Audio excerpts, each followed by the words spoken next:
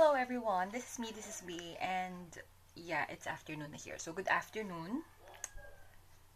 Narinig niyo yung mga background manok. Wala talaga ako magagawa dyan. I'm using my phone. Wala akong mic, wala akong mga saucy gadget. I'm just using my very, very basic Android phone for this. So, malay niyo, pagyaman.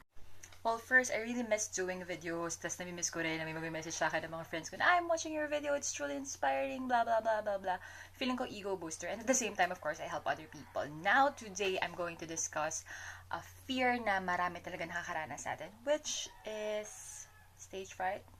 There's a specific phobia for that, right? But, generally, we call it stage fright. Or most people, they're afraid of public speaking.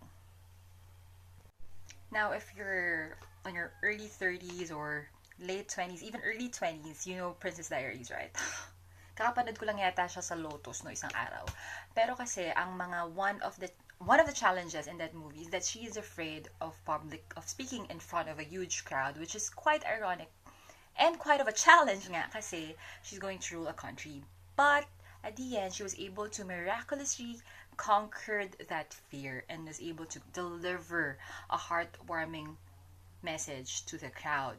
I hope ganun din sa totoong buhay na pag nabasa ka ng ulan, makukuha mo na rin yung thoughts, makapagsalita ka with all that confidence and whatnots. But it's not going to happen unless you're, of course, Anne Hathaway from Princess Diaries.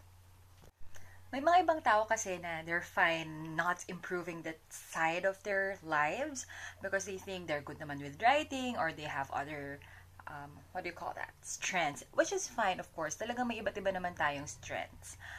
But, just so you know, if you're not aware, if you're good with public speaking, you'll be getting a lot of opportunities career-wise, personal life. So, if there is one thing that you need to improve or you want to learn, then you might want to include public speaking para din ma-boost yung confidence nyo. And I'm going to share with you the benefits of public speaking, and I actually got it from virtualspeech.com, so maraming salamat. And I'm going to tell you, I think at least 16. Dami.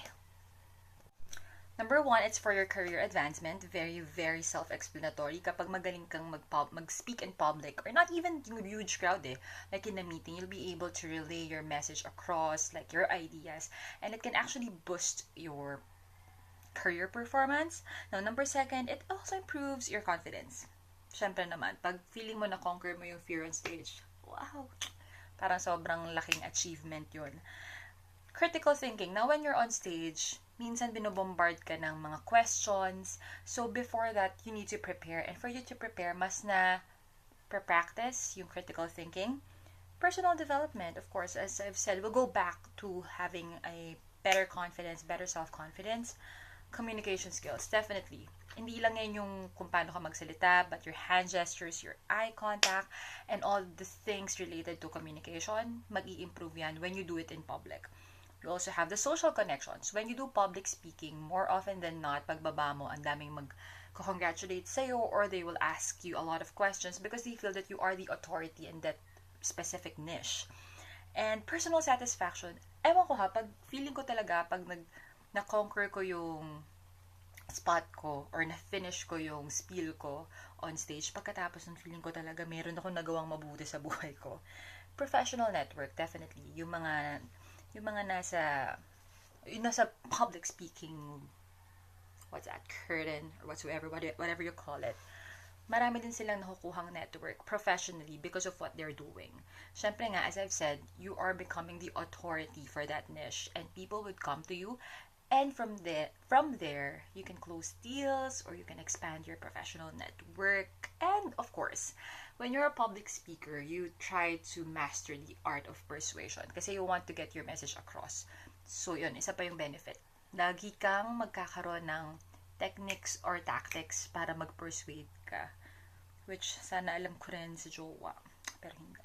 Leadership skills.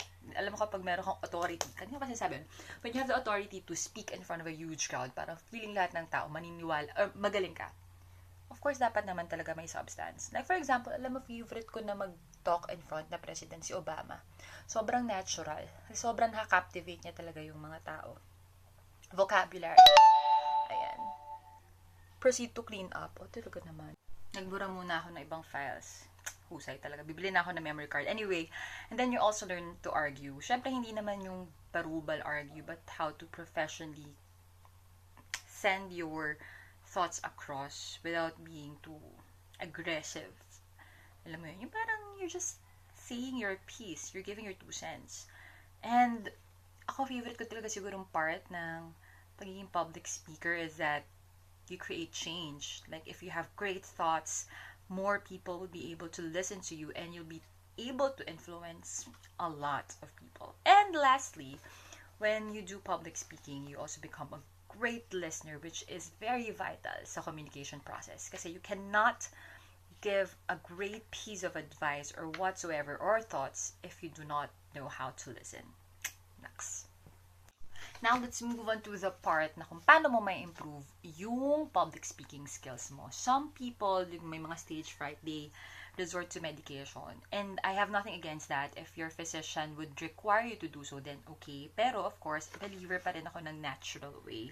And I've written few tactics on how you can fight off the stage fright. And I got this from the Anxiety and Depression Association of America's website.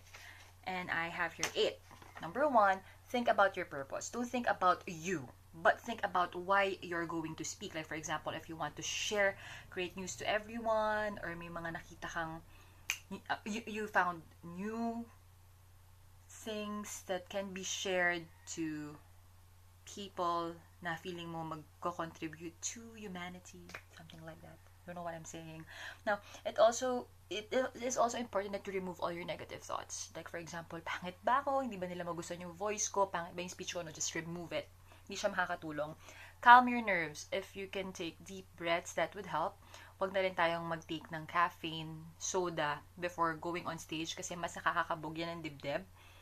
Have a healthy lifestyle. That's very important. And when you're about to go on stage, tapos kinakabahan ka, you visualize yourself conquering it. Tapos, isipin mo, tapos ka na, tapos isipin mo ang galing mo. It really helps a lot. And, what else? Of course, you have to come prepared. Write down notes. It's fine. Hindi ka naman siguro nila babarilin if you have your notes on stage. But of course, as you get along, mas matututunan mo na you can handle it without it. Good posture. Medyo problema ko din yan kasi kuba ako. But if you have a good posture, it will really contribute to your speech. Mas okay din yung voice mo and everything else will follow. And stop trying to be perfect. That's so important. Hindi mo kailangan maging perfect as long as you send your message across, you know your purpose, and you captivate them, or you're able to give your piece. That's it. I always say this to my trainees, but when I write or I speak, it's not because I want to impress them, but I want to express myself. And when you have that similar mantra, and then you won't have to fear about anything at all. So that's it for today. Try ko pa itong i-edit. First time ko ata mag-edit sa outside of my phone ulit after college, I think. So I'll see you soon on my next video. Bye!